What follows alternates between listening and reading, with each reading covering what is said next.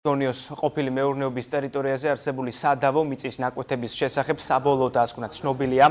შერეულმა კომისიამ მუშაობა დოკუმენტზე დღეს დაასრულა. დასკვნის მიხედვით კომისიამ მთავრობას რეკომენდაციით მიმართავს, რომ განიხილოს 3 კატეგორიის გონიოს მცხოვრებთა პრეტენზიები.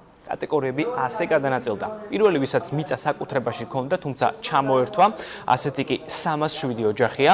მეორე, ის 115 ოჯახი, ვისაც საკუთრებაში არ ჰქონდა, თუმცა იყვნენ მოსარგებლეები. მესამე კი უმიწო კომლები, სულ ასეთი 57 ოჯახია.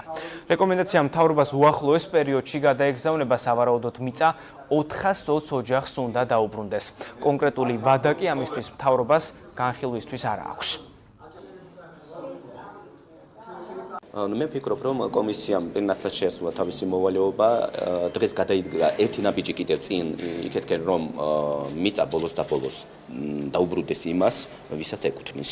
და იქ არის რეკომენდაციები, ვისაც ჰქონდა სარგებლობაში, ვისაც საკუთრების უფლება ჰქონდა, ვისაც არ გააჩნია, ყველა უნდა იქნას აუცილებლად განხილული და ეხლა უკვე აღმასრულებელ ხელისუფლებაზეა დამოკიდებული, რამდენად სწრაფად მოხდება ამ მიწის დაბრუნება. რამდენი პირის ასე ვთქვათ პრეტენზია დაკმაყოფილდება ჩვენი დასკვნიდან გამომდინარე, მე ვერ გეტყვით, ბუნებრივია გამომდინარე იქიდან, რომ არც ერთი და არც მეორის გამჭვირვალე კომისიას არ შეუძლია, მე შემიძლია გითხრათ მხოლოდ ის გზები, რაც დასახა კომისიამ.